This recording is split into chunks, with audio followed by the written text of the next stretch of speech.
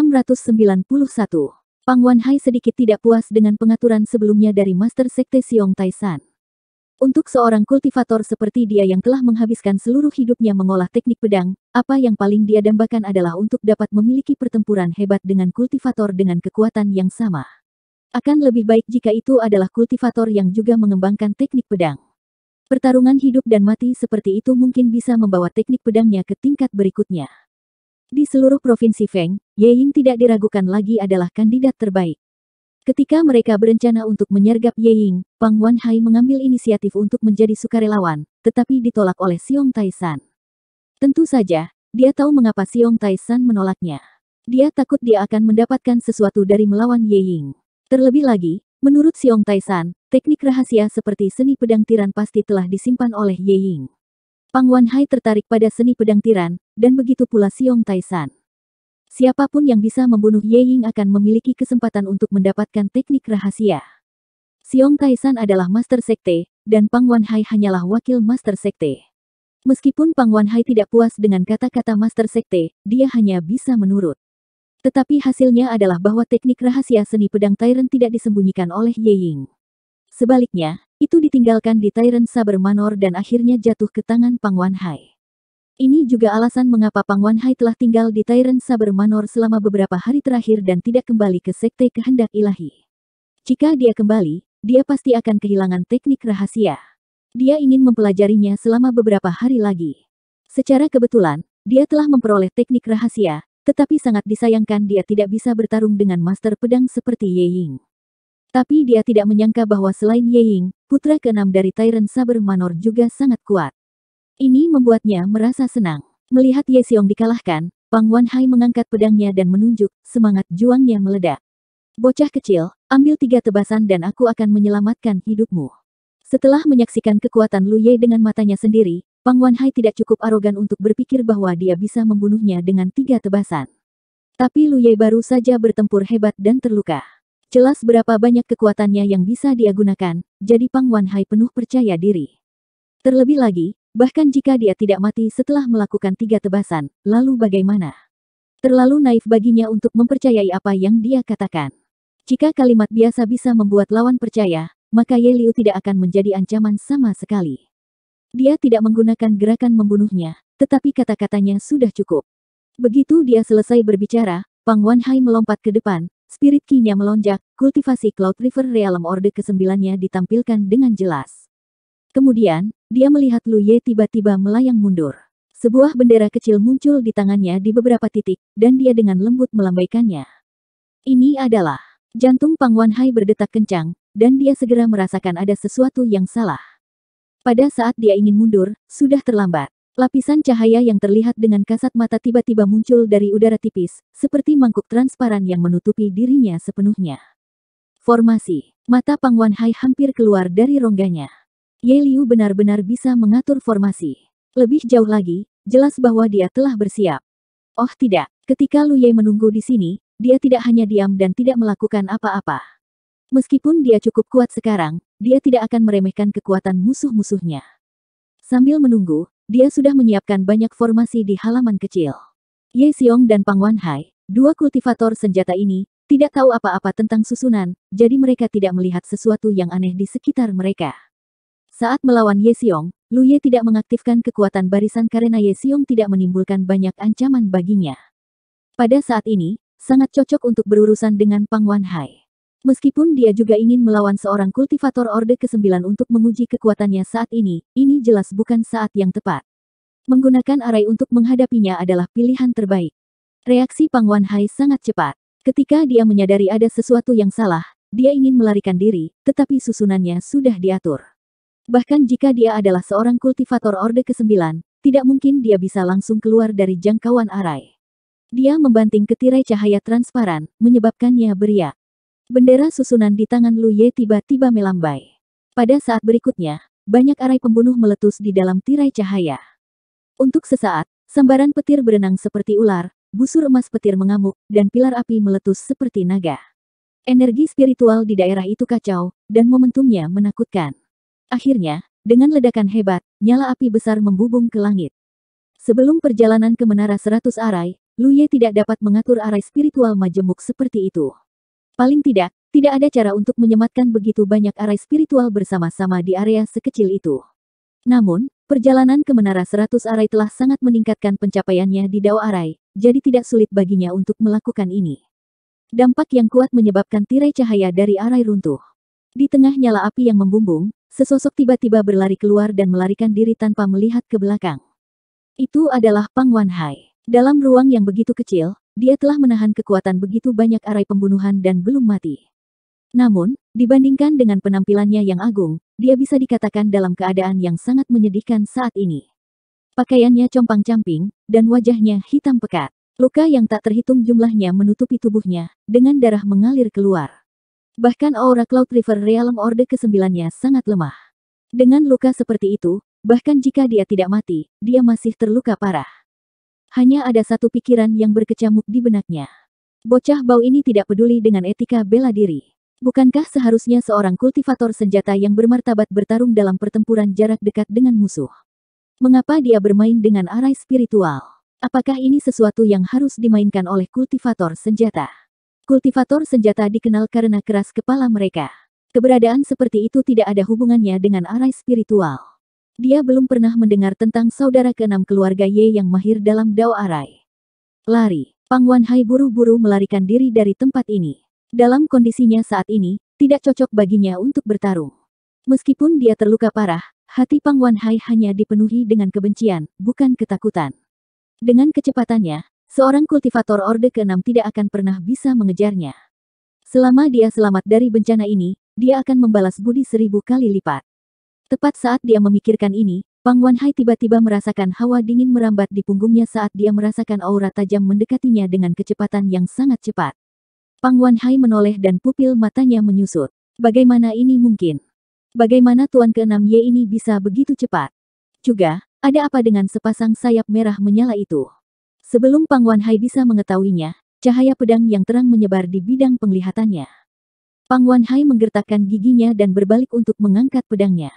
Hong! Setelah tabrakan hebat, sosok pengejar Lu Ye berhenti sejenak sementara tubuh Pang Wanhai jatuh seperti meteor dari langit. Sayap Lu Ye mengepak di belakangnya dan mengikutinya seperti bayangan. Aku akan membunuhnya. Setelah beberapa saat, Lu Ye berjalan keluar dari reruntuhan, dengan lembut mengayunkan pedang gunung di tangannya sebelum menyarungkannya.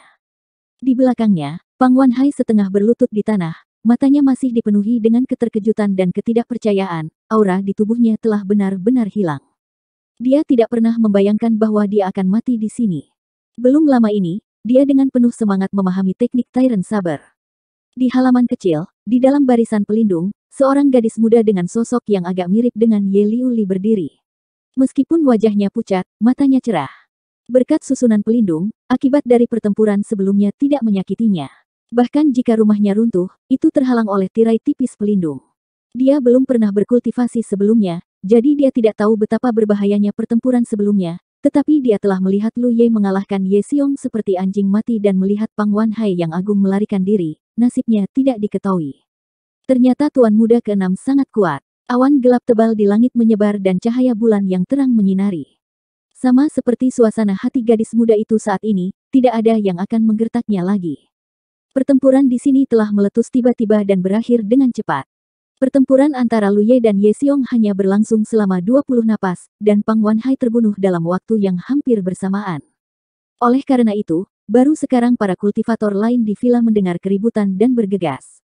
Sosok-sosok berkumpul. Mereka mendongak dan melihat mayat Pang Wanhai yang berlutut dan Ye Xiong, yang terbaring di tanah seperti anjing mati, esensinya, ki, dan semangatnya terkuras, seolah-olah dia telah menua bertahun-tahun dalam sekejap. Mereka juga melihat sosok yang seharusnya tidak muncul di sini. Tuan Muda ke-6, gumam seseorang. Para kultivator yang bergegas ini dapat dianggap sebagai murid dari Villa Pedang Tirani. Meskipun Villa Pedang Tirani adalah kekuatan keluarga Ye saja tidak dapat mendukung bisnis keluarga yang begitu besar, jadi Ye Ying dan Ye Xiong telah menerima banyak murid selama bertahun-tahun. Ketika Villa Saber Tirani telah dilanggar, banyak orang tewas dalam pertempuran, beberapa melarikan diri, dan banyak yang selamat. Mereka yang tetap berada di Villa Pedang Tirani pada dasarnya adalah mereka yang mematuhi Ye Xiong. Namun, meskipun orang-orang ini berkultivasi, hanya beberapa dari mereka yang berada di Cloud River Realm, dan kultivasi mereka tidak tinggi. Pada saat ini, murid-murid yang bergegas melihat Lu Ye dan Ye Xiong tergeletak di tanah dengan ekspresi rumit. Ketika Villa Saber Tirani telah dilanggar, banyak dari mereka tidak tahu apa yang terjadi. Hanya ketika debu telah mereda, mereka menyadari sesuatu. Bagaimanapun, berkolusi dengan orang luar bukanlah sesuatu yang bisa dibanggakan. Dalam beberapa hari terakhir ini, banyak dari murid yang masih hidup telah menderita di hati mereka, dan hanya merasa bahwa jalan di depan suram. Fakta bahwa hal seperti ini telah terjadi malam ini membuat mereka semakin bingung. Bunuh dia. Sebuah suara lemah terdengar. Itu adalah Ye Xiong yang tergeletak di tanah. Bunuh dia dengan cepat. Ye Xiong telah menggunakan seluruh kekuatannya untuk menggunakan teknik pedang tirani. Pada saat ini, dia benar-benar pelita tanpa minyak. Pang Wanhai, yang dia andalkan, juga mati. Jika dia ingin hidup, dia hanya bisa mengandalkan murid-murid ini.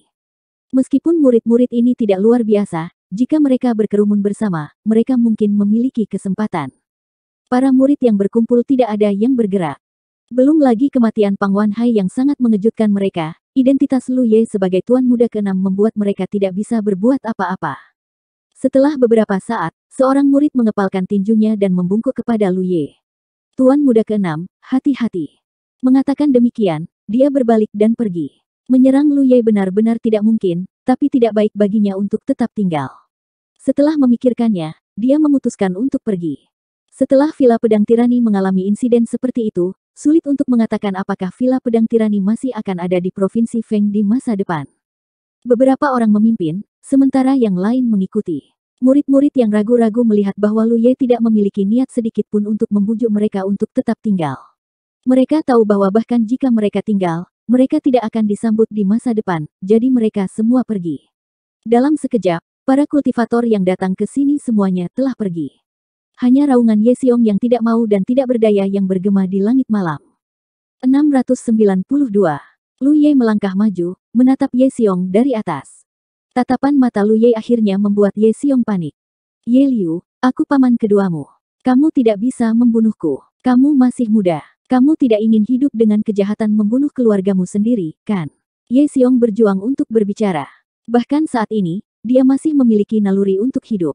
Satu-satunya tanggapan yang dia dapatkan adalah kilatan cahaya pedang. Paman kedua Ye Liu tidak memiliki hubungan keluarga denganku, Lu Ye. Ye Xiong meninggal. Matanya melebar, seolah dia tidak menyangka keponakannya bertindak begitu tegas. Di tengah malam, Tyrant Saber Manor berada dalam kekacauan. Berita kematian Pang Wanhai dan Ye Xiong menyebar dengan cepat. Murid-murid yang tersisa pergi satu demi satu. Istri dan selir Ye Xiong juga tersebar, takut Lu Ye akan datang dan membunuh mereka. Lu Ye sedang tidak mood. Meskipun dia harus bertindak sesuai dengan identitas Ye Liu, membunuh Ye Xiong dan Ye Lang sudah cukup. Adapun istri dan selir Ye Xiong, kebanyakan dari mereka adalah orang biasa yang tidak pernah berkultivasi. Beberapa dari mereka adalah kultivator, tetapi kultivasi mereka tidak terlalu tinggi. Lu Ye datang di depan gadis itu, melepaskan susunan pelindung, dan berkata, "Kamu juga harus pergi. Jalani kehidupan yang baik. Jika ada sesuatu yang kamu suka di Manor, ambil saja." Setelah hari ini, Manor Saber yang mendominasi tidak akan ada lagi di Provinsi Feng. Lu Ye tidak terlalu peduli dengan properti di Manor. Hal-hal itu berguna bagi orang biasa, tetapi tidak bagi para kultivator. Gadis itu berlutut di depan Lu Ye, bersujud 3 kali, lalu bergegas pergi. Lu Ye mengangkat tangannya dan menyentuh tanda medan perang, mengirim pesan ke Yi. Langit semakin cerah. Lu Ye adalah satu-satunya yang tersisa di Manor. Di tengah Danau Saber, ada sebuah pulau kecil dengan beberapa rumah kayu sederhana. Di depan rumah ada lapangan bambu hijau. Dibandingkan dengan suasana khusyuk dari Domineering Saber Manor, sepertinya tidak pada tempatnya. Lu Ye memindahkan kursi dan duduk di depan sebuah rumah kayu, bermain dengan batu hitam di tangannya. Matanya bersinar dengan kontemplasi. Bahkan dengan penglihatannya, dia tidak tahu terbuat dari apa batu hitam ini. Itu adalah warisan rahasia dari seni pedang tirani. Itu juga merupakan kesempatan yang diperoleh Ye Ying di tahun-tahun awalnya. Lu Ye tidak berharap untuk mendapatkannya dengan mudah. Alasan mengapa dia datang ke Villa Pedang Tirani untuk membalas dendam terutama karena seni pedang tirani. Namun, dia tidak memiliki banyak harapan karena Ye Xiong telah berkolusi dengan Sekte Kehendak Ilahi. Jika ada sesuatu yang baik, itu akan diambil oleh Sekte Kehendak Ilahi, terutama warisan rahasia seni pedang tirani. Mustahil untuk meninggalkannya di Tirani Saber Villa. Dia awalnya berpikir bahwa dia hanya akan memiliki kesempatan untuk mengambil manual rahasia setelah dia berurusan dengan Sekte Kehendak Ilahi. Tanpa diduga, dia benar-benar menemukan barang ini di kantong penyimpanan Pang Wanhai.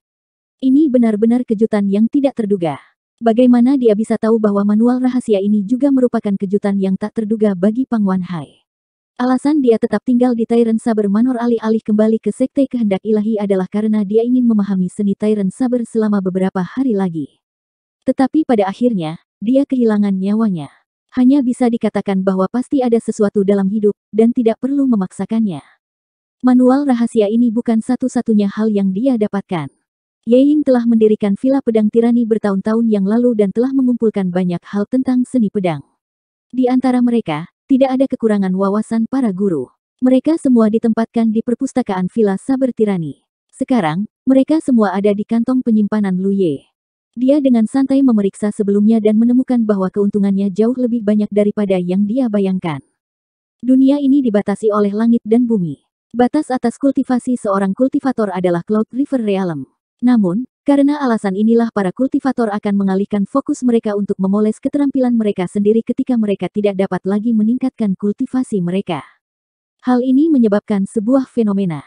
Para kultivator Cloud River Realm di dunia ini umumnya lebih kuat daripada para kultivator 9 benua dalam hal keterampilan bertarung. Ini terutama berlaku untuk kultivator Orde ke-9 Cloud River Realm. Tidak ada yang tahu fondasi seperti apa yang mereka miliki kecuali itu adalah pertempuran hidup atau mati. Kematian Pang Wanhai sebenarnya sedikit cemberut. Dia telah menilai kemampuan Lu Ye berdasarkan pengetahuan bawaannya, tetapi pada akhirnya, dia telah dikalahkan oleh arai spiritual yang telah disiapkan Lu Ye sebelumnya. Siapa yang mengira bahwa seorang kultivator senjata yang menggunakan pedang juga akan mahir dalam arai spiritual? Jika itu benar-benar pertempuran hidup atau mati, itu akan menjadi pertempuran yang pahit. Hal-hal di perpustakaan bukan hanya wawasan seni saber dari para kultivator Cloud River Realm. Pada tahun-tahun awal alam naga melonjak, ada kultivator Divine Sea Realm. Meskipun ratusan tahun telah berlalu, banyak hal yang masih diturunkan. Manual rahasia seni pedang tirani, keuntungan di perpustakaan. Hanya hal-hal ini saja yang membuat perjalanan Lu Ye kali ini berharga. Dan hal-hal ini adalah semua hal yang dia rindukan di 9 benua tetapi tidak dapat diperolehnya. Di langit, aliran cahaya menembus udara dan segera mendarat di depannya, memperlihatkan dua sosok dengan sosok yang mirip. Itu adalah Yi Yi dan Ye Liuli. Tadi malam, setelah berurusan dengan Ye Xiong, Lu Ye mengirim pesan ke Yi Yi. Namun, Ye Liuli masih tidak sadarkan diri saat itu, jadi Yi Yi tidak mengganggunya. Baru setelah Ye Liuli bangun, Yi Yi membawanya. Setelah malam istirahat, semangat Ye Liuli telah banyak pulih. Kakak ke-6, Ye Liuli memanggil dengan lembut dan melihat sekeliling. Dia telah membangun rumah kayu di pulau itu dengan tangannya sendiri. Itu juga tempat favoritnya. Di seluruh villa Gunung Saber Tirani, kecuali dia, tidak ada orang lain yang bisa datang ke sini. Itu adalah tempat yang akrab, pemandangan yang akrab, tetapi banyak sosok yang akrab tidak lagi ada di sana. Gadis kecil itu diam-diam sedih. Ye Xiong sudah mati. Ada juga seorang kultivator alam Orde ke-9 dari Sekte Kehendak Ilahi. Aku tidak tahu namanya, tapi aku membunuh mereka semua, kata Lu Ye. Ye Liuli tidak tahu bagaimana kakak ke-6-nya melakukan hal seperti itu, tetapi kematian musuh-musuhnya tidak diragukan lagi adalah sesuatu yang membahagiakan. Hidung gadis kecil itu masam, dan matanya merah. Air mata bergulir di pipinya. Pelakunya kali ini adalah Ye Xiong. Dialah yang mengungkapkan Ye, keberadaan ayah kita dan menarik Sekte Kehendak Ilahi untuk membunuhnya. Identitas Lu Ye saat ini adalah Ye Liu, tetapi ketika dia memanggil ayah orang lain, dia masih tidak bisa bernapas dengan benar. Istirahat dulu, aku akan memikirkan cara untuk membalas dendam nanti. Ye Liuli menggelengkan kepalanya, air mata mengalir di wajahnya. Cukup, kakak ke-6. Semua anggota keluarganya sudah meninggal, dan hanya saudara ke-6 yang tersisa. Pelaku utama telah dieksekusi, dan balas dendamnya telah dibalaskan. Dia tidak ingin melihat saudara ke-6 melawan Sekte Kehendak Ilahi lagi. Jika sesuatu terjadi pada saudara ke-6, maka dia akan benar-benar sendirian. Lu Ye secara alami tidak peduli. Dia sudah mendapatkan apa yang dia inginkan, dan karena Ye Liuli berkata begitu, dia mengikuti saja. Mengangguk ringan, dia berkata, "Istirahat dulu, kamu belum istirahat dengan baik beberapa hari terakhir ini." Meskipun dia berkata begitu, Lu Ye tahu bahwa bahkan jika dia tidak pergi ke Sekte Kehendak Ilahi, mereka akan tetap datang mencarinya. Bagaimanapun, Pang Wanhai telah meninggal di sini. Kematian seorang kultivator realem Orde ke-9 merupakan pukulan besar bagi Sekte Kehendak Ilahi. Tidak peduli apa, Sekte Kehendak Ilahi akan merespons. Kecuali dia membawa Ye Liuli pergi dari Provinsi Feng dan meninggalkan ruang lingkup pengaruh Sekte Kehendak Ilahi. Tetapi saat ini, dia sangat ingin memahami keuntungannya, jadi bagaimana dia bisa rela berlarian dan melelahkan dirinya sendiri. Sekte Kehendak Ilahi sangat kuat. Jika dia mengambil inisiatif untuk menyerang mereka, dia mungkin tidak memiliki peluang untuk menang. Tetapi jika mereka berani datang, dia tidak akan memiliki akhir yang baik. Kultivator arai paling baik dalam bertahan melawan musuh. Selama mereka diberi cukup waktu dan ruang, mereka bisa membentuk pasukan sendiri. Ye Liuli mematuhi instruksinya dan pergi ke rumah kayu untuk beristirahat. Lu Ye meminta Yi Yi untuk tetap tinggal dan menjaganya sementara dia mulai mengatur arai spiritual besar di sekitar pulau. Di Cloud River Battlefield, dia menjadi sasaran dari sisi Myriad Demon Reach, tapi dia masih aman dan sehat. Tidak peduli seberapa kuat Sekte Kehendak Ilahi, itu tidak mungkin lebih kuat dari sebuah kamp besar. Sementara dia sibuk di sini, Sekte Kehendak Ilahi menerima beberapa berita. Banyak orang meninggalkan tirani Saber Mountain Villa hari itu, jadi semua jenis berita menyebar secara alami. Perubahan di Villa Gunung Saber Tirani telah menarik perhatian dunia kultivasi Provinsi Feng. Bagaimanapun, Villa Gunung Saber Tirani adalah kekuatan besar. Apa yang terjadi setelah itu bahkan lebih mengejutkan.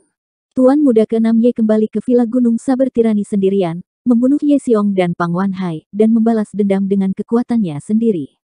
Jika bukan karena fakta bahwa lebih dari satu orang menyebarkan berita, tidak ada yang akan percaya. Ye Xiong hanya seorang kultivator Orde ke-8, tapi siapa Pang Wanhai? Dia adalah wakil master sekte dari Sekte Kehendak Ilahi, seorang kultivator Orde ke-9, sementara Ye Liu hanya seorang kultivator Orde ke-6. Bagaimana dia bisa membunuh mereka berdua? Tidak ada yang tahu detail spesifik dari pertempuran itu, tetapi hasilnya ada di sana, jadi orang tidak punya pilihan selain mempercayainya. Berbeda dengan para kultivator yang menganggapnya sebagai gosip kosong, reaksi Sekte Kehendak Ilahi jauh lebih intens. Wakil Master Sekte meninggal di Villa Gunung Saber Tirani. Bahkan jika ada desas-desus bahwa Ye Liu memiliki kemampuan untuk membunuh seorang kultivator Orde ke-9, Sekte Kehendak Ilahi tidak akan membiarkannya begitu saja. Selama beberapa hari terakhir, banyak kultivator Sekte Kehendak Ilahi diperintahkan untuk menyelinap ke Villa Gunung Saber Tirani untuk mencari tahu apa yang terjadi. Namun, seluruh Villa Gunung Saber Tirani seperti jurang maut, dan semua kultivator yang masuk hilang. Bahkan penatua Orde ke-8 dari Sekte Kehendak Ilahi ada di antara mereka. Kali ini, Sekte Kehendak Ilahi sedikit terkejut. Mereka diam-diam berspekulasi bahwa mungkin ada master misterius di belakang Ye Liu. Kalau tidak, bagaimana mungkin seorang kultivator Orde ke-6 melakukan ini? Mungkin orang yang membunuh Ye Xiong dan Pang Wanhai juga adalah master misterius yang bersembunyi di belakang Ye Liu. Setelah kehilangan beberapa orang, Sekte Kehendak Ilahi tidak berani bertindak gegabah. Mereka hanya meninggalkan beberapa orang untuk memantau Villa Gunung Saber Tirani dari jauh. Yang tidak diketahui adalah musuh yang paling menakutkan. Sekte Kehendak Ilahi berani menyerang Ye Ying dan Villa Gunung Pedang Tirani karena semua kekuatan Villa Gunung Pedang Tirani ada di tempat terbuka. Tapi sekarang, seluruh Villa Gunung Saber Tirani tampaknya terbungkus lapisan kabut. Siapa yang berani bertindak gegabah sebelum melihat situasi sebenarnya? Ini menyelamatkan Lu Ye dari banyak masalah. Alasan mengapa para kultivator Sekte Kehendak Ilahi yang menyelinap masuk tidak dapat ditemukan adalah karena mereka telah jatuh ke dalam arai spiritual. Tidak seorang pun di seluruh Soaring Dragon Realm akan dapat melihat melalui formasi yang telah dia buat. Mereka yang jatuh ke dalam formasi tidak akan memiliki akhir yang baik, belum lagi para murid dari Sekte Kehendak Ilahi. Bahkan Master Sekte dari Sekte Kehendak Ilahi tidak akan bisa melihatnya. Dalam beberapa hari terakhir, dia tidak terburu-buru untuk mengolah seni pedang tirani. Dia juga tidak memahami banyak teknik pedang yang dia peroleh dari perpustakaan. Dia telah bermeditasi dengan tenang untuk menghilangkan tekanan pada jiwanya. 693. Hadiah yang dia terima dari Pagoda 100 formasi terlalu besar. Setelah meninggalkan pagoda, jiwanya terus-menerus berada di bawah tekanan besar. Dia awalnya berencana untuk menemukan tempat terpencil setelah meninggalkan pagoda 100 formasi, atau langsung pergi ke aliansi bisnis rahasia surgawi untuk berkultivasi dalam pengasingan. Dia tidak pernah berpikir bahwa dia akan tiba-tiba datang ke alam naga melonjak. Setelah diburu, dia datang ke Tirani Saber Manor untuk membalas dendam. Baru sekarang dia hampir tidak bisa tenang. Hadiah dari Pagoda 100 formasi tidak begitu mudah dicerna. Hadiah yang dia terima dari Pagoda 100 Formasi di Sekte Hamparan Langit telah memakan waktu 1 atau 2 tahun untuk dicerna. Hadiah yang dia terima dari Pagoda 100 Formasi di medan pertempuran Cloud River kali ini lebih dari 10 kali lebih besar dari yang sebelumnya. Namun, itu tidak akan memakan waktu 10 kali lebih lama. Pertama, jiwa Lu Ye sekarang jauh lebih kuat dari sebelumnya.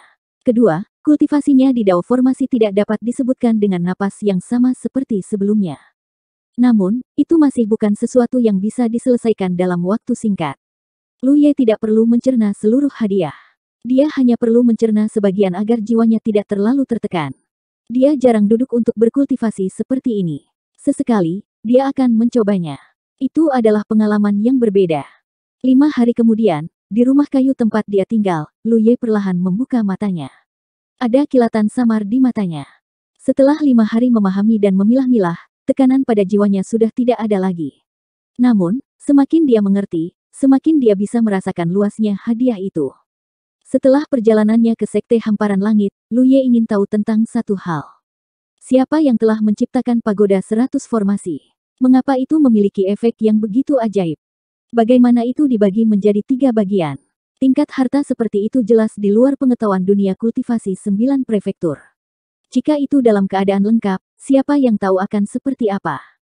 Sangat disayangkan bahwa hanya ada 2 bagian dari Pagoda 100 Formasi di dunia kultivasi 9 prefektur. Lokasi bagian ketiga tidak diketahui. Ada banyak rahasia yang tersembunyi di dunia kultivasi dari 9 prefektur. Belum lagi Lu Ye, yang berada di tingkat Cloud River, dapatkah bahkan mereka yang berada di tingkat Laut Ilahi mengetahui segalanya? Mungkin bahkan mereka tidak dapat melihat kebenaran dari Pagoda 100 Formasi. Tekanan pada jiwanya telah lega untuk saat ini, tetapi akan membutuhkan beberapa waktu baginya untuk sepenuhnya mencerna hadiah besar itu. Masalah ini tidak bisa terburu-buru, dan dia akan perlahan mencernanya ketika dia punya waktu di masa depan. Lu Ye memiliki perasaan yang samar bahwa jika dia bisa mencerna semua manfaat yang dia peroleh kali ini, maka pencapaiannya dalam arai Dao mungkin bukan yang terbaik di dunia, tapi setidaknya di seluruh 9 wilayah, dia akan berada di puncak. Ini bukan dia yang sombong, tapi dia yakin akan satu hal. Tidak pernah ada kultivator arai di 9 benua yang telah memperoleh manfaat besar dari Pagoda 100 Formasi seperti dia. Tapi sekali lagi, meskipun hadiah Pagoda 100 Formasi bisa sangat meningkatkan pencapaian Lu Ye dalam arai Dao dalam waktu singkat, itu masih semacam pencerahan yang bukan miliknya. Jika ada hari ketika dia bisa mendapatkan pagoda dan melampaui pagoda, maka dia akan bisa berjalan di jalannya sendiri. Tentu saja, itu masalah untuk waktu yang lama. Lu Ye hanya memiliki ide samar tentang apa yang harus dilakukan dalam waktu dekat. Untuk saat ini, dia tidak memenuhi syarat untuk melakukannya. Hanya setelah tekanan pada jiwanya berkurang, Lu Ye mengeluarkan batu hitam yang tidak dikenal dari ruang penyimpanannya. Batu hitam itu seukuran telur dan benar-benar hitam. Pada pandangan pertama, itu tampak tidak mencolok, tetapi setelah diperiksa lebih dekat, orang akan menyadari bahwa batu hitam itu seperti lubang hitam yang bahkan bisa menelan pandangan seseorang. Warisan rahasia seni pedang tirani. Mustahil untuk memverifikasi di mana Ye Ying memperoleh batu hitam itu. Hanya ada desas-desus bahwa dia mendapatkannya dari reruntuhan kuno. Juga karena batu hitam inilah Ye Ying telah menciptakan seni pedang tirani dan villa gunung pedang tirani. Dapat dikatakan bahwa batu hitam kecil ini adalah akar dari tirani Saber Mountain Villa. Villa Gunung Saber Tirani memang telah dihancurkan, dan tidak akan ada lagi Villa Gunung Saber Tirani di masa depan. Namun, selama batu hitam ini ada, seni pedang tirani tidak akan hilang. Lu Ye menatap batu hitam itu. Bahkan dengan jiwanya yang kuat, dia sedikit terguncang. Samar-samar, dia merasa seolah-olah seluruh tubuhnya tersedot ke dalam kegelapan. Dia mendesak energi spiritualnya dan menuangkannya ke dalam batu hitam. Dalam sekejap, batu hitam kecil itu tampaknya telah berubah menjadi lubang tanpa dasar, terus-menerus menelan energi spiritual Lu Ye. Kegelapan di permukaan batu hitam menjadi lebih dalam, seolah-olah akan terwujud dan mengalir keluar dari batu. Hingga saat tertentu, kabut hitam yang terlihat dengan kasat mata menyembur keluar. Kabut hitam tampaknya memiliki pikirannya sendiri saat berguling dan melilit Lu Ye. Lu Ye tidak panik. Ketika dia telah membunuh Pang Wanhai dan menunggu Yi Yi dan Ye Liuli di sini, dia telah mendesak batu hitam itu, jadi dia tahu bahwa ini adalah fenomena normal. Terbungkus kabut hitam, Lu Ye langsung kehilangan semua persepsi tentang sekelilingnya, seolah-olah dia telah memasuki dunia lain. Dunia ini abu-abu dan kabur. Melihat ke depan, dia samar-samar bisa melihat 3 sosok yang tidak jelas di depannya. Meskipun dia tidak bisa melihat wajah sosok-sosok itu, dari garis besarnya, ketiga sosok ini seharusnya adalah orang yang sama, tetapi mereka berhubungan dengan tiga keadaan kehidupan seseorang. Sosok di sebelah kiri penuh vitalitas dan semangat tinggi. Sosok di tengah itu dewasa dan mantap, seperti gunung. Sosok di sebelah kanan memiliki janggut panjang yang mencapai dadanya. Meski sosoknya sedikit bungkuk, auranya sedalam laut dan seluas langit berbintang. Muda, setengah baya, tua. Lu Ye samar-samar menebak bahwa ini harus menjadi tanda yang ditinggalkan oleh pencipta seni pedang Tyrant di batu hitam untuk meneruskan seni pedangnya. Setiap angka sesuai dengan gerakan Tyrant Saber. 3 angka berarti bahwa Tyrant Saber memiliki 3 gerakan. Ini tidak diragukan lagi merupakan metode pewarisan yang sangat brilian. Dibandingkan dengan menggunakan slip giok atau buku untuk merekam, itu jauh lebih intuitif. Namun, metode ini bukanlah sesuatu yang bisa dilakukan sembarang orang. Paling tidak, Lu Ye belum pernah mendengar ada kultivator Divine Sea Realm di 9 negara yang bisa melakukan ini. Mungkin dia bodoh, atau mungkin ini bukan metode kultivator Divine Sea Realm. Terakhir kali Lu Ye datang ke sini, dia telah merangsang sosok pemuda di paling kiri. Hanya dalam 3 napas, dia telah mundur dari sini. Kali ini, dia tiba-tiba punya ide untuk mencoba 2 sosok lainnya. Adapun cara merangsang mereka, itu bukan masalah yang merepotkan. Bagaimanapun, ini hanya warisan. Energi spiritual yang dia tuangkan ke dalam batu hitam adalah kunci untuk membuka warisan ini. Namun, saat Lu Ye hendak melakukannya, perasaan dingin tiba-tiba menyapu tubuhnya, seolah-olah seekor binatang tak kasat mata telah menjulurkan lidahnya dan menjilat jiwa ilahinya. Lu Ye tiba-tiba membeku, dan jejak pemahaman muncul di lubuk hatinya. Dengan kekuatannya saat ini, dia tidak bisa dengan terburu-buru merangsang sosok paruh baya dan lelaki tua itu. Kalau tidak, dia akan benar-benar mati di sini. Jiwa ilahi yang kuat tidak hanya melahirkan persepsi yang kuat, tetapi juga firasat bahaya. Lu Ye tiba-tiba mengerti. Tidak heran bahkan Ye Ying tidak pernah menggunakan gerakan kedua dan ketiga dari Tyrant Saber. Dunia hanya tahu bahwa dia tidak perlu menggunakan 2 jurus ini untuk melawan musuh, tetapi kenyataannya, dia tidak pernah mengolahnya. Karena Lu Ye yakin bahwa dengan fondasi Ye Ying, itu tidak cukup untuk merangsang sosok paruh baya dan lelaki tua itu, kecuali dia ingin mati. Ini membuat Lu Ye tertawa tanpa sadar. Namun, ini juga membuktikan kehebatan Tyrant Saber dari sudut pandang lain. Dengan hanya 1 gerakan dari Tyrant Saber, Ye Ying memiliki pencapaian seperti itu.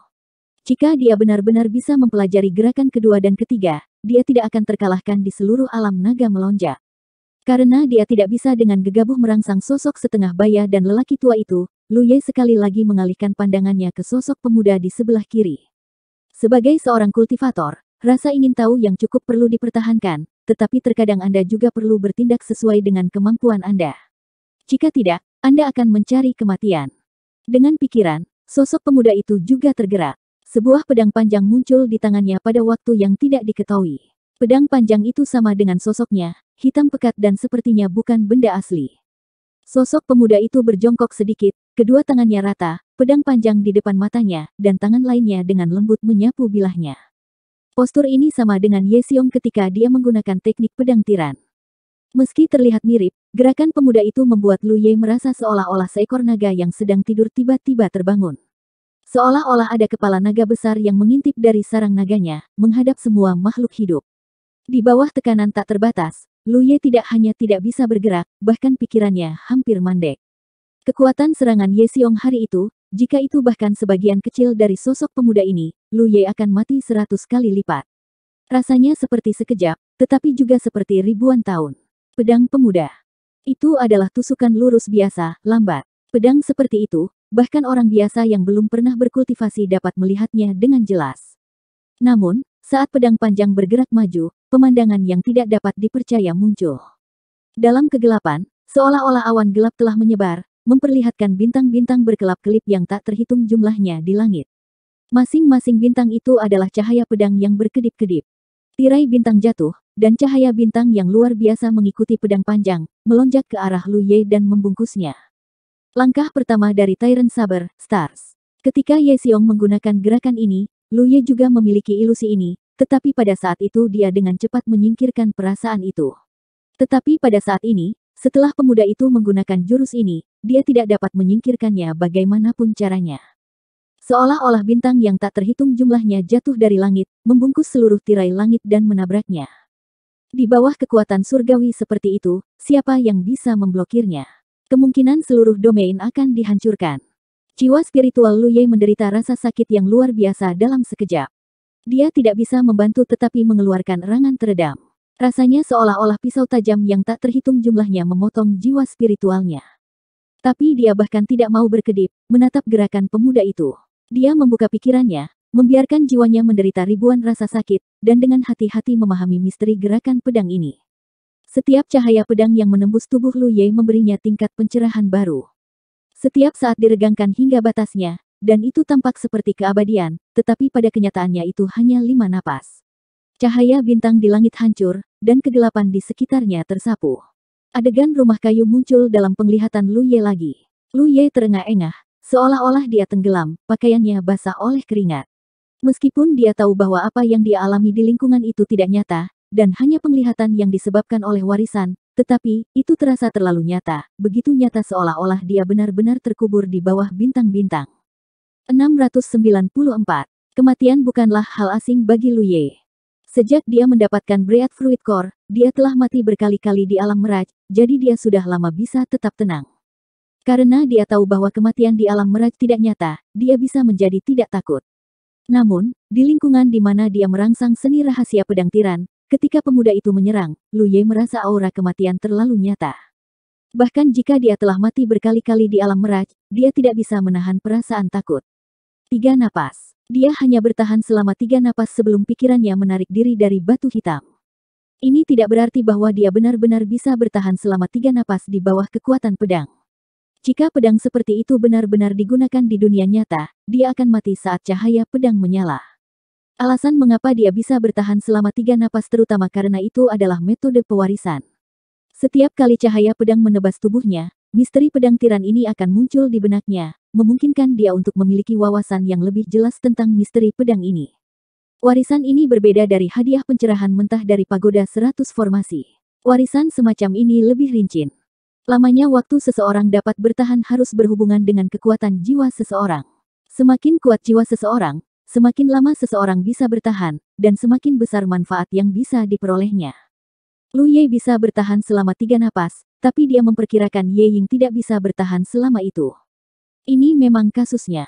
Ketika Ye Ying menerima seni rahasia Tyrant Saber, dia bahkan tidak bisa bertahan sejenak. Bahkan setelah kultivasinya menembus ke Cloud River Orde ke-9, dia hanya bisa bertahan selama 2 napas setelah bertahun-tahun akumulasi. Adapun Pang Wanhai, dia bahkan tidak bisa menahan 1 nafas pun ketika dia memahaminya. Upaya pertama Lu Ye sudah merupakan kinerja yang baik baginya untuk dapat bertahan selama 3 napas. Di ruang warisan yang tak dapat dijelaskan, dia benar-benar bisa bergerak, tetapi saat pemuda itu menyerang, Lu Ye tidak punya ruang untuk melawan. Dia hanya bisa berdiri di tempat dengan patuh dan menanggung kekuatan Tyrant Saber. Dia memiliki perasaan samar bahwa ketika dia bisa memblokir gerakan pedang tiran itu, dia akan dianggap telah mengembangkan pedang tiran ke alam kesempurnaan besar. Hanya dengan begitu dia akan memenuhi syarat untuk menyentuh gerakan kedua dari Tyrant Saber. Jika Tyrant Saber pertama begitu kuat, seperti apa Tyrant Saber kedua? Dia tidak bisa tidak terpesona. Namun, nasi harus dimakan satu gigitan pada satu waktu, dan jalan harus dilalui selangkah demi selangkah. Lu Ye masih memahami kebenaran ini. Ini adalah seni pedang yang sebenarnya. Dibandingkan dengan ini, apa yang telah Lu Ye kembangkan sebelumnya paling banyak adalah beberapa teknik khusus, termasuk flash dan tebasan berturut-turut yang dibuatnya sendiri. Itu hanya beberapa teknik yang digunakan untuk melawan musuh. Di depan teknik pedang seperti itu seperti kecemerlangan kunang-kunang dibandingkan dengan bulan yang cerah. Itu tidak layak disebut. Tetapi sekali lagi, kultivasi orang yang meninggalkan manual rahasia Tyrant Saber sangat tinggi. Berapa lama Lu Ye berkultivasi? Jika dia diberi waktu yang cukup, bukan tidak mungkin baginya untuk tumbuh ke level ini, atau bahkan melampauinya. Karena itu, dia tidak akan meremehkan dirinya sendiri. Itu hanya hak untuk menghormati yang kuat. Bekerja keras adalah cara yang tepat. Terlebih lagi, melihatnya sekarang, Tyrant Saber gerakan pertama yang Ye Xiong tunjukkan bahkan tidak mendekati Tyrant Saber yang asli. Meski begitu, itu membuat Lu Ye merasakan krisis, dan dia bahkan terluka. Lu Ye tidak tahu seberapa tinggi penguasaan teknik ini oleh Ye Ying, tapi itu seharusnya lebih kuat dari Ye Xiong. Adapun seberapa kuat, sulit untuk mengatakannya. Dia memusatkan pikirannya dan menenangkan hatinya untuk memahami.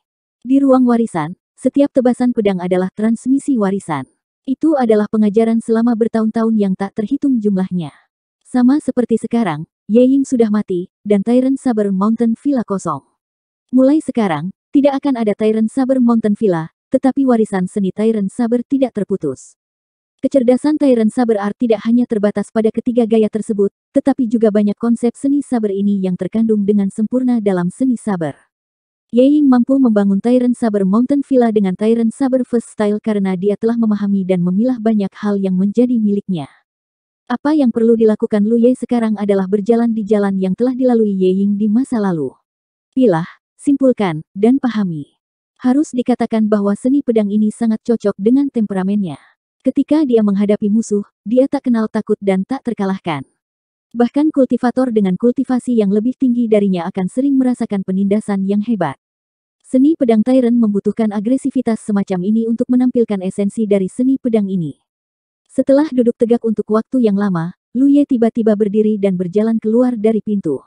Dia tiba di pulau luas di tengah danau, mengeluarkan pansan saber dari pinggangnya, dan dengan lembut melambaikannya. Gerakannya tidak cepat, dan bisa dikatakan sangat lambat. Tidak ada kekuatan khusus ketika dia mengayunkan pedang, dan dia bertindak seperti seorang pemula. Tidak ada yang patut dipuji tentang dia. Tetapi hal yang ajaib adalah auranya berangsur-angsur menjadi tajam, hampir seperti pedang panjang yang akan terhunus. Aura manusia dan pedang secara bertahap bergabung menjadi satu. Perpaduan manusia dan pedang, ini adalah pencapaian yang telah dicapai Lu Ye sejak lama ketika dia telah maju ke tingkat Cloud River. Sebenarnya, alat spiritual seorang kultivator adalah perpanjangan dari tubuh mereka sendiri, terutama untuk seorang kultivator senjata. Alasan mengapa Lu Ye tidak mengubah alat spiritualnya ketika dia telah maju ke tingkat Cloud River, dan malah memilih untuk meningkatkan pedang Pansan adalah karena pedang Pansan telah menemaninya melalui hampir sejak awal dia berada di Spirit Stream Realm. Dia sudah akrab dengan Pansan Saber, dan dengan demikian, pedang itu juga akrab dengannya. Jika dia buru-buru berganti ke alat spiritual lain, bahkan jika kualitasnya lebih baik, itu mungkin tidak memungkinkan Lu Ye untuk menampilkan kekuatan penuhnya, kecuali dia bersedia menghabiskan banyak waktu untuk memeliharanya. Proses kultivator menyempurnakan alat spiritual tidak hanya memungkinkan alat spiritual untuk menampilkan kekuatan yang lebih besar, tetapi juga untuk memperkuat hubungan antara kultivator dan alat spiritual, memungkinkan kultivator untuk menggunakannya lebih bebas. Pansan Saber telah bersama Lu Ye sejak dia mencapai Spirit Stream Realm Orde kelima. Bagi Lu Ye, itu adalah bagian dari tubuhnya. Tetapi pada akhirnya, itu hanya alat spiritual. Tetapi pada saat ini, aura manusia dan pedang secara bertahap disinkronkan. Jika seseorang tidak melihat dengan mata mereka, mereka tidak akan dapat membedakan perbedaan antara keduanya. Saat dia melambaikan pedangnya, Lu Ye tiba-tiba menurunkan pinggangnya dan memutar tubuhnya, mendorong pedangnya ke depan. Cahaya dingin bermekaran di pedang hitam pekat, dan suara kain retak bisa terdengar. Tanda pedang yang cerah melintas. Jejak pucat melintas di wajah Lu Ye, tapi dia dengan cepat menjadi tenang. Dia berdiri di tempat, memikirkan keuntungan dan kerugian dari pedangnya. Setelah beberapa saat, dia perlahan menggelengkan kepalanya. Bentuk pertama seni pedang Tyrant, langit berbintang. Sebenarnya, itu adalah tusukan lurus. Setiap sinar cahaya bintang yang jatuh dari langit adalah cahaya pedang yang berkedip-kedip. Oleh karena itu, meskipun pedang ini tampaknya hanya satu serangan pedang, itu sebenarnya pedang yang tak terhitung jumlahnya. Untuk benar-benar melepaskan serangan pedang seperti itu, seorang kultivator harus memiliki kendali mutlak atas pedang mereka. Hanya dengan begitu mereka bisa langsung melepaskan cahaya pedang yang seperti bintang yang berkelap-kelip. Dalam hal kekuatan murni, serangan pedang Lu Ye tidak kalah dengan Ye Xiong, tetapi dalam hal seni pedang tirani itu sendiri, itu lebih rendah. Bagaimanapun, tidak peduli apa, Ye Xiong telah mengolah seni pedang tirani untuk waktu yang lama, sementara Lu Ye hanya mengolahnya untuk waktu yang singkat. Tidak cukup, jauh dari cukup. Lu Ye menutup matanya lagi dan terus menggunakan pedangnya. Meskipun serangan pedang barusan telah menghabiskan banyak kekuatannya, itu masih dalam kisaran yang dapat diterima. Dia tidak akan seperti Ye Xiong, yang telah dibantai setelah menggunakan seni pedang tirani. Tentu saja, ini juga terkait dengan fakta bahwa Lu Ye tidak benar-benar menampilkan langit berbintang. Dengan teknik pedang seperti itu, bahkan jika dia tidak mengolahnya ke tahap pencapaian besar, Lu Ye merasa bahwa dia tidak akan terkalahkan di Cloud River Realm. Ditambah dengan yayasannya saat ini, dia bahkan bisa membunuh seorang kultivator Orde ke-9 dengan satu serangan. Dia tidak melupakan situasinya di Cloud River Battlefield. Dia seperti tikus yang ingin dihajar semua orang. Dunia tertutup adalah dunia tertutup, dan akan selalu ada saatnya dia harus pergi. Jika dia bisa mengolah seni pedang tirani ke tahap pencapaian kecil di sini, dia pasti akan bisa memberi para kultivator Myriad Demons League kejutan yang menyenangkan ketika dia kembali ke medan perang Cloud River. Xia Liang dan Tan Seng seperti hantu yang tidak akan bubar. Kemanapun dia pergi, dia bisa melihat bayangan mereka. Lu Ye sudah lama ingin membunuh kedua anjing ini. Ada banyak hal yang perlu dipahami. Hadiah besar dari Pagoda 100 Formasi perlu dipahami, dan seni pedang tirani perlu dipahami. Namun, ini tidak menghalangi kultivasi Lu Ye. Setiap hari, dia makan banyak spirit pill dan memahami semua jenis misteri. Hari-harinya sangat memuaskan. Ketika dia sedang mood, dia akan melatih pedangnya di ruang terbuka di tengah pulau. Untuk mempelajari seni pedang tirani lebih cepat, Lu Ye bahkan menggunakan air pembersih jiwa. Menahan cahaya pedang-pedang tirani di ruang warisan juga menghabiskan banyak kekuatan jiwanya.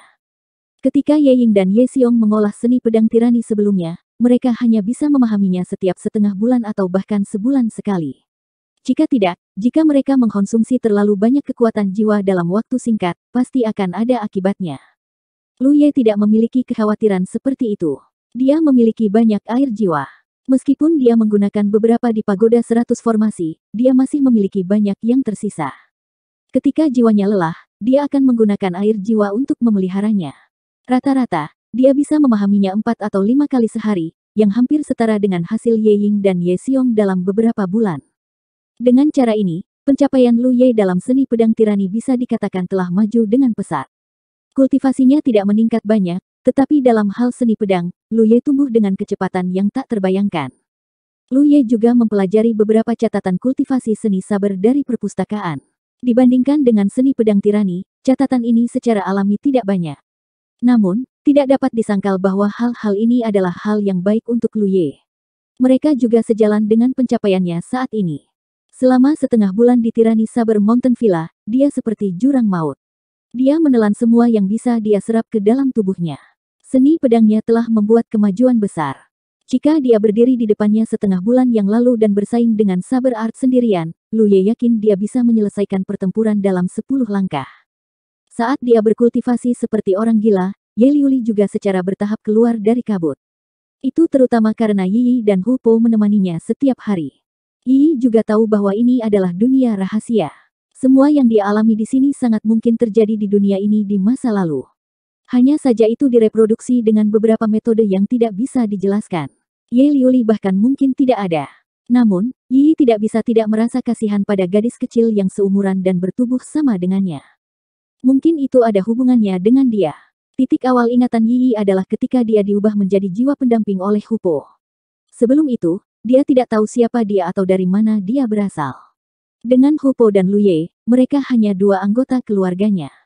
Bagaimana mungkin Ye Liuli tidak sama sekarang? 695. Lu Ye. Sebuah seruan tiba-tiba terdengar dari rumah kayu itu. Lu Ye, yang tenggelam dalam berlatih teknik pedang di tengah pulau, tersentak dan berbalik untuk melihat ke arah suara. Dia belum pernah mendengar suara Yi Yi begitu bingung sebelumnya, yang membuat jantungnya berdetak kencang. Dengan sekejap, dia muncul di rumah kayu. Dia melihat Yi Yi mendukung Ye Liuli dengan panik. Yang terakhir sudah jatuh koma. Wajahnya sepucat spray, dan tubuhnya mengejang tak terkendali, seolah-olah dia menderita histeria. Setelah setengah bulan berinteraksi, hubungan Yi Yi dan Ye Liuli menghangat dengan cepat. Lu Ye biasanya sibuk memahami teknik pedang dan hadiah Pagoda 100 Formasi, jadi dia tidak punya waktu untuk menemani mereka. Keduanya bermain bersama untuk menghabiskan waktu. Di lubuk hatinya, Yi Yi sudah menganggap Ye Liuli sebagai salah satu dari sedikit temannya. Terkadang, dia bahkan berfantasi tentang betapa hebatnya jika dia bisa membawanya keluar dari dunia mistik ini. Tapi dia tahu itu tidak mungkin.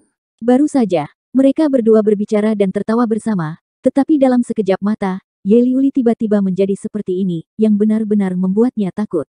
Dia belum pernah mengalami hal seperti itu sebelumnya. Lu Ye melangkah maju dan mengambil Ye Liuli yang kejang-kejang dari tangan Yi Yi. Saat dia menyentuhnya, dia mengerutkan kening. Dia mengira Ye Liuli menderita histeria, tetapi sekarang sepertinya tidak demikian, karena tubuh Ye Liuli sebenarnya bergantian antara panas dan dingin. Orang harus tahu bahwa meskipun kultivasi gadis kecil ini tidak terlalu tinggi, dia masih berada di Cloud River Tier. Dia tiba-tiba teringat sesuatu. Ye Liuli memiliki masalah yang sama sejak dia masih muda, dan itu akan muncul dari waktu ke waktu. Intervalnya juga tidak pasti. Kadang-kadang, itu tidak akan terjadi sekali dalam beberapa tahun, dan kadang-kadang akan terjadi sekali dalam beberapa bulan. Informasi ini entah kenapa muncul di benaknya ketika dia memasuki alam mistik ini. Itu pasti tipuan Tianji. Dia buru-buru membaringkan Ye Liuli di tempat tidur dan menyuruh Yi menahan tangan dan kakinya. Dia mencubit mulut Ye Liuli dengan satu tangan untuk mencegahnya menggigit lidahnya, dan mengambil tas penyimpanan di pinggangnya dengan tangan lainnya. Jika dia ingat dengan benar, pasti ada obat di tas penyimpanan Ye Liuli. Ada batasan pada tas penyimpanan, tetapi untuk Lu Ye saat ini, itu tidak berguna. Hanya dengan berpikir, kunci pembatasan dibuka dan dia dengan cepat menemukan sebuah kotak kayu. Dia membuka kotak itu dan mengeluarkan pil seukuran buah ceri. Dia memasukkannya ke dalam mulut Ye Liuli dan menggunakan energi spiritualnya untuk membantunya menelannya. Dengan efek obat yang hilang, kondisi Ye Liuli perlahan membaik. Namun, masih tidak ada jejak darah di wajahnya yang pucat. Dia sangat dingin, seperti sepotong es yang tidak akan meleleh selama 10.000 tahun. Ada apa dengan dia? Yi bertanya dengan cemas. Ini adalah penyakit lama yang dia derita sejak dia masih muda, jawab Lu Ye, tatapannya tertuju pada Ye Liuli. Meskipun gejalanya telah membaik, ada yang salah dengan auranya.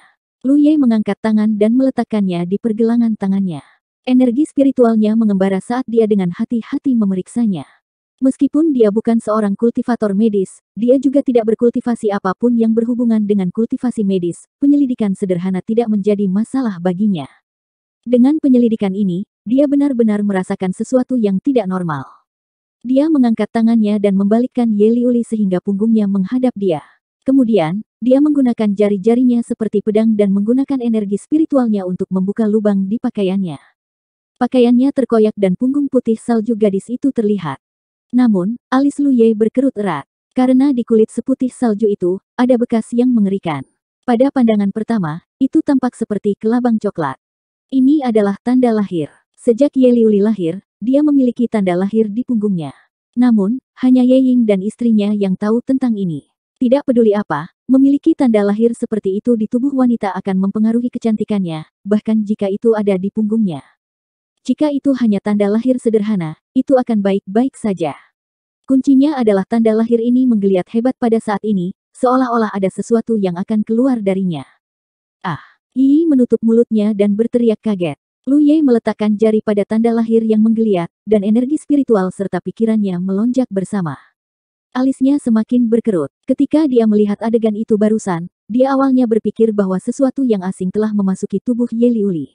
Namun, setelah penyelidikan yang cermat, dia menemukan bahwa tidak ada yang abnormal di tubuhnya sama sekali. Geliat tanda lahir itu tidak disebabkan oleh kekuatan eksternal. Sebaliknya, sepertinya tanda lahir itu hidup. Ada sesuatu yang aneh tentang itu. Namun, apa yang bisa dikonfirmasi sekarang adalah bahwa kelainan Ye Liuli seharusnya disebabkan oleh perubahan tanda lahir. Bahkan bisa dikatakan bahwa masalah yang dia miliki sejak dia masih muda berasal dari ini. Setelah beberapa saat penyelidikan yang cermat, Lu Ye benar-benar tidak dapat menemukan sesuatu yang abnormal. Baru kemudian dia berhenti. Andai saja Hua Qi ada di sini. Dengan pencapaiannya dalam kultivasi medis, dia mungkin bisa mendeteksi sesuatu. Geliat tanda lahir secara bertahap menjadi tenang. Pada saat yang sama, aura dingin di tubuh Ye Liuli juga perlahan menghilang. Jejak warna secara bertahap kembali ke wajahnya. Krisis telah berlalu. Itu pasti efek dari pil itu. Bantu dia mengganti pakaiannya, kata Lu Ye dan berjalan keluar dari pintu. Dia tidak melanjutkan latihan pedangnya. Sebaliknya, dia berdiri tidak jauh dan merenung. Kelainan Ye Liuli mengingatkannya pada beberapa informasi yang berantakan. Misalnya, ini adalah masalah lama yang dimiliki Ye Liuli sejak dia masih muda. Misalnya, ada obat di tas penyimpanan Ye Liuli. Contoh lain adalah Medical Valley, Little Fairy Doctor. Ini semua adalah informasi yang dia dapatkan ketika dia memasuki alam misterius ini. Namun, dia tidak memikirkannya sebelumnya. Ledakan Ye Liuli menjadi kesempatan baginya untuk mengingat hal-hal ini. Pil di tas penyimpanan Ye Liuli secara alami tidak mungkin datang entah dari mana. Mereka datang dari Medical Valley, dari Little Fairy Doctor. Soaring Dragon Realm juga memiliki faksi kultivator medis, dan dokter peri kecil Medical Valley adalah kultivator medis paling terkenal dan kuat di seluruh Soaring Dragon Realm. Ketika Ye Liuli masih muda, Ye Ying pernah membawanya ke Medical Valley untuk mengobati penyakitnya. Pil-pil itu adalah sesuatu yang dia bawa kembali dari Medical Valley. Namun, tidak banyak dari mereka. Karena hal-hal ini tidak mudah untuk diawetkan, Ye Ying harus pergi ke Medical Valley setiap beberapa tahun untuk mendapatkan obat baru. Terakhir kali dia meninggalkan Tirani Saber Mountain Villa, itu untuk mendapatkan obat untuk Ye Liuli. Pada akhirnya, keberadaannya dibocorkan oleh Ye Xiong, dan pada akhirnya, dia dikepung dan dibunuh oleh Sekte Kehendak Ilahi. Dan hanya ada satu pil yang tersisa di tubuh Ye Liuli. Dalam kegelapan, Lu Ye melihat beberapa petunjuk. Segala macam tanda menunjukkan bahwa dia perlu membawa Ye Liuli ke Medical Valley. Kalau tidak, lain kali Ye Liuli meledak, tidak akan ada obat untuk digunakan. Setelah setengah bulan berkultivasi, dia mendapatkan banyak. Namun, kultivasi bukanlah sesuatu yang bisa dilakukan di balik pintu tertutup. Itulah sebabnya banyak kultivator akan pergi keluar dan bepergian. Jika dia tinggal di Villa Gunung Saber Tirani, dengan banyak formasi yang telah dia atur sebelumnya, bahkan jika Sekte Kehendak Ilahi benar-benar menyerang, mereka mungkin tidak dapat melakukan apapun padanya. Namun, karena dia telah datang ke alam misterius ini, dia tidak bisa tinggal di sini selamanya. Kakak ke-6. Suara lemah Ye Liuli datang dari dalam ruangan. Sepertinya dia sudah bangun. Lu Ye berbalik dan berjalan masuk. Dia melihatnya terbaring lemah di tempat tidur. Pakaiannya sudah diganti oleh Yi. Lu Ye duduk di sampingnya. Ye Liuli mengangkat tangannya dan meraih pakaiannya. Dia tampak tak berdaya dan lemah. Apakah kamu merasa tidak nyaman di mana saja? Lu Ye bertanya. Dia mengangkat tangannya untuk merasakan suhu dahinya. Itu masih sedikit dingin, tapi itu dalam kisaran normal, tidak berlebihan seperti sebelumnya. Ye Liuli menggelengkan kepalanya dengan ringan dan berkata dengan lembut, "Kakak ke-6, jangan khawatir. Aku akan segera baik-baik saja." Saudara ke-6 Ye tidak berada di Villa Gunung Saber Tirani sepanjang tahun, jadi dia belum pernah menghadapi situasi seperti itu. Namun, Ye Liuli tahu situasinya sendiri. Penyakit lamanya akan pecah kesakitan, tetapi setelah itu berlalu, dia akan baik-baik saja. Tidur. Kamu akan baik-baik saja ketika bangun. Ye Liuli mengikuti sarannya dan dengan lembut menutup matanya. Namun, tangan kecilnya masih memegang pakaian Lu Ye. Seolah-olah dia tidak hanya memegang satu-satunya keluarga di dunia ini, tetapi juga harapan terakhirnya. Setelah beberapa saat, napas Ye Liuli berangsur-angsur menjadi tenang. Lu Ye mengangkat tangannya dan meletakkannya kembali di bawah selimut. Dia menatap Yi. Yi mengerti dan mengikutinya keluar dari ruangan. Lu Ye mengeluarkan liontin giok formasi besar dan memberikannya padanya. Dia menginstruksikan, "Ketika kita bisa pergi, aku akan memberitahumu. Bawa dia padaku." Yi langsung melihat melalui rencana Lu Ye. Dia tidak terlalu khawatir. Lu Ye telah selamat dari banyak pertempuran besar seperti medan perang Cloud River. Tidak ada alasan baginya untuk gagal di Dragon Soaring Realm kecil ini. Namun, dia masih tidak bisa tidak mengingatkannya. Hati-hati. Lu Ye mengangkat tangannya dan menepuk kepalanya, menggosoknya dengan lembut. Kemudian, dia berbalik dan berjalan keluar. Karena dia telah memutuskan untuk pergi, hal pertama yang harus dia tangani adalah para kultivator Sekte Kehendak Ilahi di luar. Kalau tidak, jika dia membawa Ye Liuli bersamanya, akan sulit baginya untuk melarikan diri.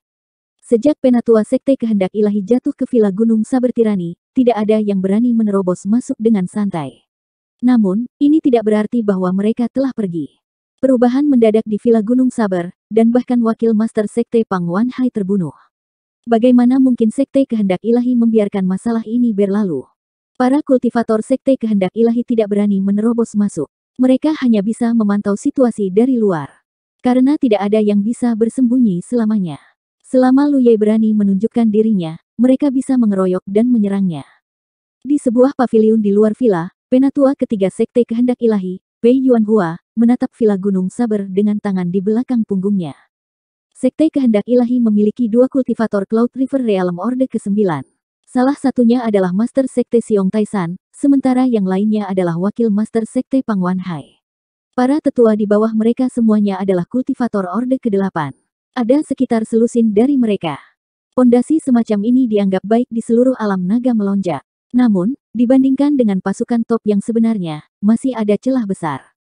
Kesenjangannya adalah jumlah kultivator Cloud River Realm Orde ke-8 dan ke-9. Kekuatan tertinggi mana yang tidak memiliki lusinan atau ratusan dari mereka. Kekuatan seperti Sekte Kehendak Ilahi dianggap baik, tetapi itu hanya seorang tiran di Provinsi Feng. Sebagai penatua ketiga, dia secara pribadi keluar untuk berurusan dengan Villa Gunung Saber. Ini cukup untuk menunjukkan betapa sekte kehendak ilahi memperhatikannya. Mereka tidak bisa mengabaikannya. Seorang wakil sekte master sudah mati. Terakhir kali, Penatua ke-9 juga terjebak di dalam.